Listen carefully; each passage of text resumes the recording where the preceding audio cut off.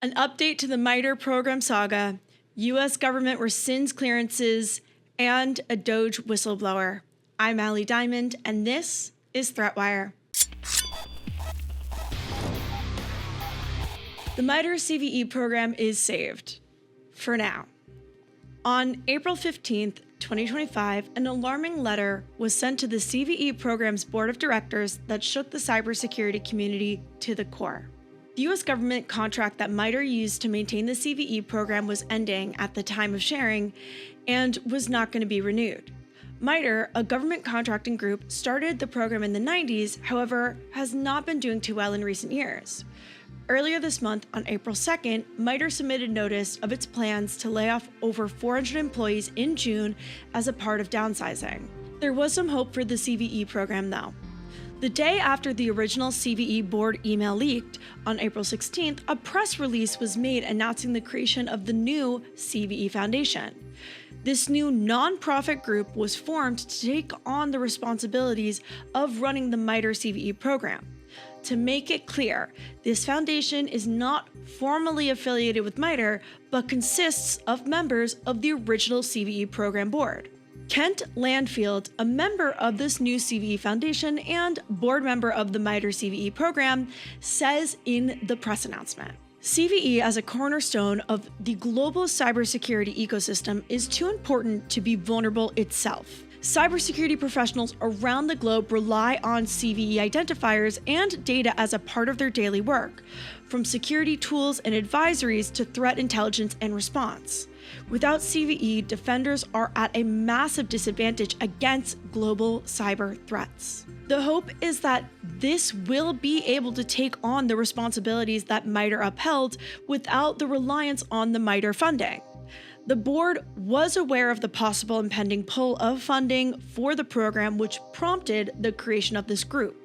In response, a coalition of longtime active CVE board members have spent the past year developing a strategy to transition CVE to a dedicated nonprofit foundation.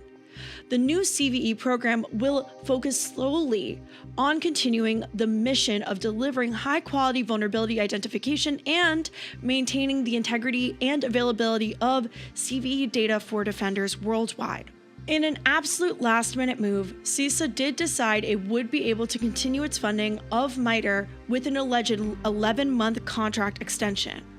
In a statement from a CISA spokesperson, they say, "The CVE program is invaluable to cyber community and a priority of CISA. Last night, CISA executed the option period on the contract to ensure there will be no lapse in critical CVE services. We appreciate our partners and stakeholders' patience." So, what now?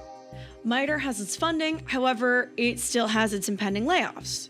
The CVE program is still running, at least for an alleged 11 months. The new CVE Foundation is set to start releasing more news about those interested in supporting the transition from the MITRE-dependent CVE program to the newly created CVE Foundation. Security and Silicon Valley growth tactics do not go together. Fast moving definitely ends with things breaking, and we are seeing this exact thing happen with the actions taken by Elon Musk and DOGE. A whistleblower has stepped forward to break news of the concerning security alarms that have been following the work of the DOGE team as they pilfer through the U.S. government. The whistleblower, Dan Baroulis, is a highly experienced DevSecOps architect with elevated forms of government clearance. In his whistleblower testimony, he explained how DOGE employees demanded root access of government cloud instances, which is not supposed to happen, accounts with no record keeping and disabled logging, and the disablement of security tools. After these accounts were handed to DOGE employees, the whistleblower observed huge 10-plus gigabyte spikes of outbound data traffic, proper exfiltration of information from those servers. The whistleblower also found that within 15 minutes of DOGE accounts being literally created, IP addresses located in Russia attempted to start logging into these newly created accounts with success, meaning either DOGE devices were hacked or they're working directly to send data out to Russian adversaries. These exfiltrations of data led to a huge spike of Azure billing costs, up 8% for the government.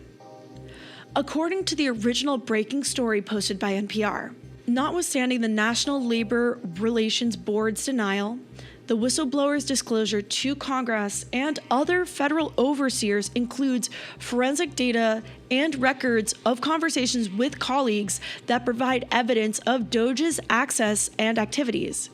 Meanwhile, NPR's extensive reporting makes clear that DOGE's access to data is a widespread concern. Across the government, 11 sources directly familiar with internal operations in federal agencies and in Congress told NPR that they share Barulis's concerns, and some have seen other evidence that DOGE is exfiltrating sensitive data for unknown reasons. Friend of the channel, Matt J., did an excellent write-up and breakdown of the entire whistleblower report and write-up, which we've linked in the description below.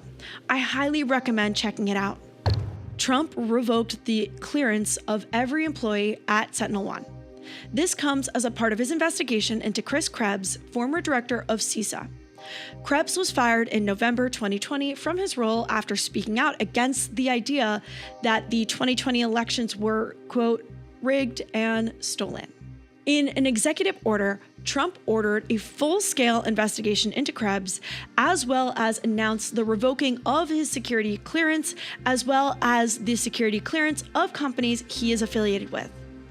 After his time as a part of CISA, he started his own security group, which eventually got acquired by SentinelOne in 2023. Post-acquisition, he became Chief Intelligence and Public Policy Officer of the company.